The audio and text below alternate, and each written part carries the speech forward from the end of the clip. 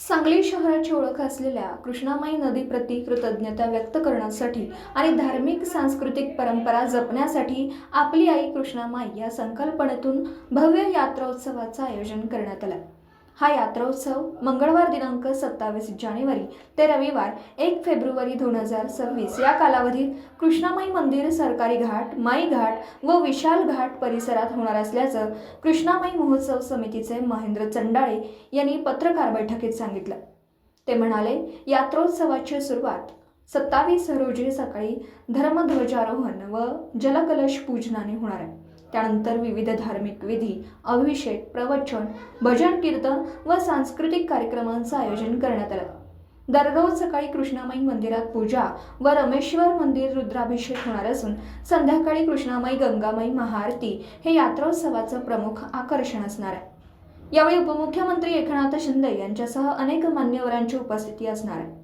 यात्रोत्सवात सांगली परिसरातील भाविकांनी, नागरिकांनी कुटुंबासह सहभागी व्हावं असं आवाहन श्री कृष्णामाई महोत्सव समिती सांगली यांच्या वतीने करण्यात आलं। नमस्कार सांगलीकर, आपल्या सांगलीची अस्मिता आपली कृष्णामाई, तिच्या विना जीवनच नाही।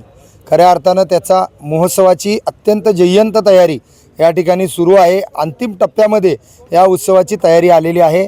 उत्सवाचा सुरुवातीचा दिनांक येती 27 जानेवारी आहे आणि उत्सवाचा शेवटचा दिनांक हा 1 फेब्रुवारी आहे।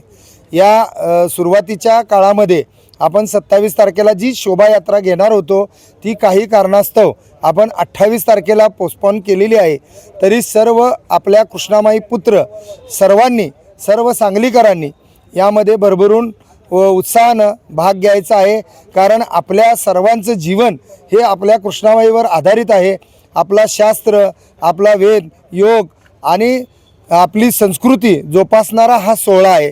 खऱ्या अर्थानं या ठिकाणी आपण धर्म, इतिहास आणि आपली संस्कृती ह्याचा त्रिवेणी संगम दाखवण्याचा प्रयत्न केलेला आहे आणि आपल्या कृष्णामाई प्रती आपल्या सर्वांना कृतज्ञता व्यक्त करायची आहे।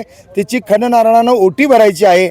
आपापल्या घरी नैवेद्याचं आयोजन करून आपल्याशी निगडीत असलेल्या मंडळींना आमंत्रित करून त्यांना हा प्रसादाचा आनंद द्यायचा आहे आणि आपल्या सांगलीकरांची यात्रा मोठ्या उत्साहात साजरी करायची आहे। तसेच या ठिकाणी सामाजिक, शैक्षणिक, राजकीय सर्व क्षेत्रातील लोकांना मी आवाहन करू इच्छितो की हा सर्व सोहळा आपण लोकवर्गणीतून आयोजित केलेला आहे। तर ज्या ज्या लोकांना आपल्या कृष्णामाईप्रती प्रेम, सद्भावना व्यक्त करायची असेल त्यांनी या ठिकाणी आपली मदत आवर्जून करावी ही विनंती करतो। आपली आई कृष्णामाई, तिच्याशिवाय जीवनच नाही। दिवसभरातील घडामोडींचा आढावा घेण्यासाठी पाहत रहा N24 मराठी न्यूज चॅनल।